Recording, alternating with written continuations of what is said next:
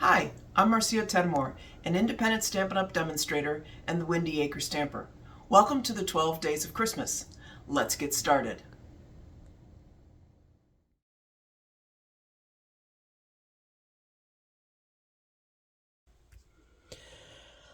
On the third day of Christmas, Marcia gave to me a gift card box. Today I'm going to show you how to make these gift card boxes. They are perfect for either gift card or cash. I had this one as a belly band on it. We're going to make one probably without the belly band. Has a little lift, a little piece in here that you can put in that keeps your gift card sitting upright. This one has the same thing. I didn't do the belly band on this one. So we're going to do it today. We're going to make it out of shaded spruce. So if you got your package from me, you're going to want your shaded spruce piece of paper. And we need to get our cutter. And the directions say it needs to be 8 by 5.5. So you'll be able to get one box, technically maybe two boxes out of this. So we're going to cut it at 8.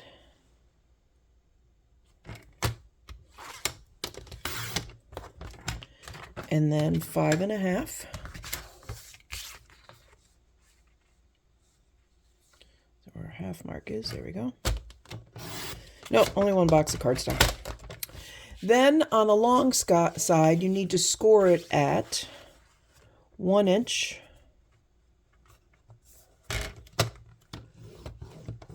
3 inches.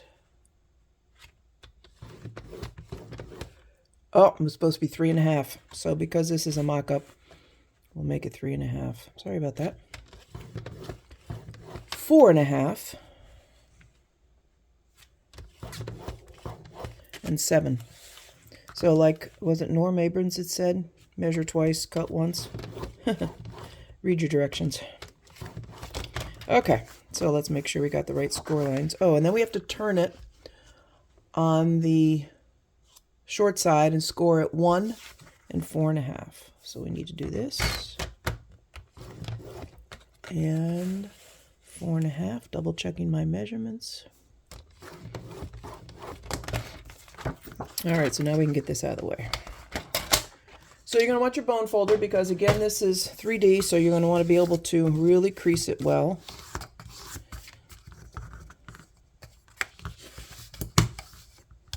We know this score is right. We know this score is right. So we need to make sure we score it at 1, 3.5, 4.5, and 7. So the 3.5 is this one right here. Make sure I got that right. Yeah.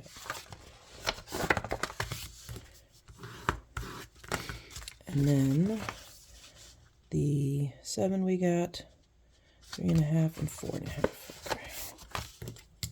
All right, so the trick with cutting boxes is you need to release some of the pressure so it can close. So pick a side, and you're going to want to cut on the score line up to the first score line. And I've heard it called a couple of things. I've heard it called cut out the score or the crease. So you'll see it, there's a little indentation. You want to give it some leeway, so you cut up into it, and then you cut the creased part out. Doesn't need to be exact. You can also just angle it. A lot of people do that. The key is you need to give it some leeway so when you go to glue it together, it closes nicely. All right, we'll do this one. Again, cut up on the score line and cut out the score. All right, and we need to do it here.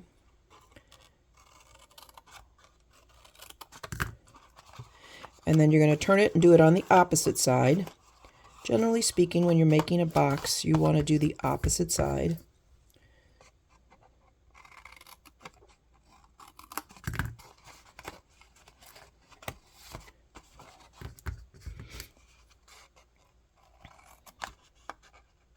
Now with this box, we're going to decorate it with designer series paper. You could always stamp on it. I would do that before you put it together, obviously. Makes your life easier.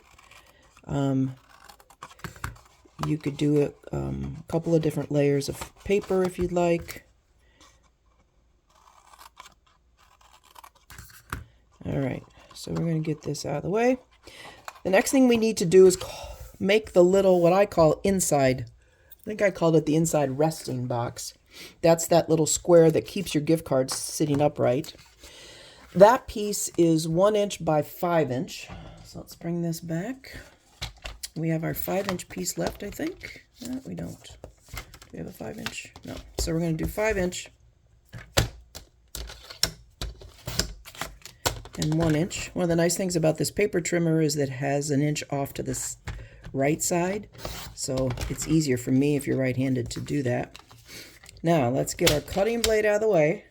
And we're going to score the inside resting box at 1, 2, 3, and 4. So we put it at 1, 2, 3, and 4. Okay. So if you're giving cash, you might not want this little resting box. But if you're getting a gift card, you want it to sit upright. It's always so annoying when you're trying to get a gift card out of a container and you just can't get it out because it's too flat to the ground. I'm going to use my liquid glue on this because, again, this gives me the ability to move it around if I need to. Oh, my liquid glue is running out. Come on. I keep my liquid glue stored upside down, but I think I'm really getting to the bottom of this one. There we go. All right. So glue that together and let that sit for a minute.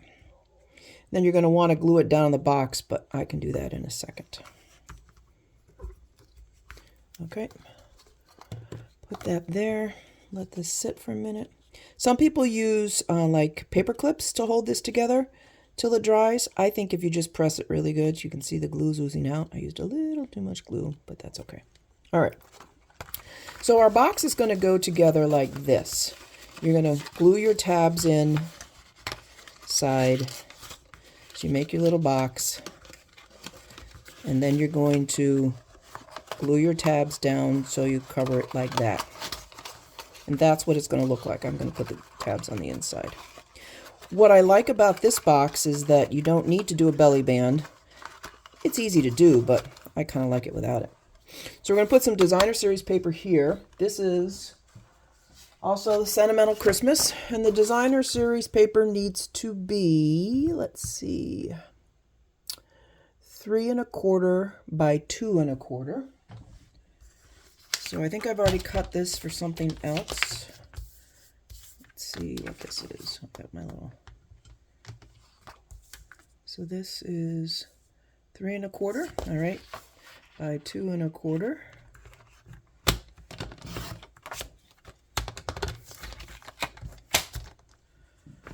Okay, so this is going to get glued right to the top. So we're going to do that before we put it together. And no one will see my boo-boo with my bad scoring.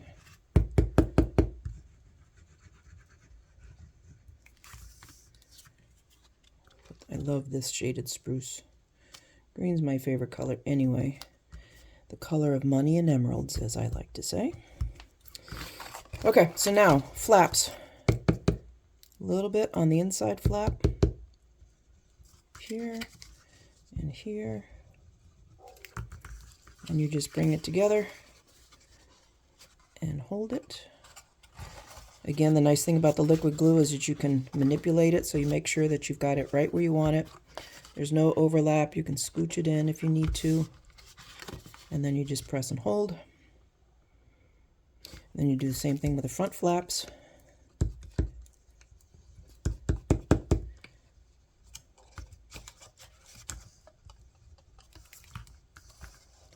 And you press those in and see what I'm doing here.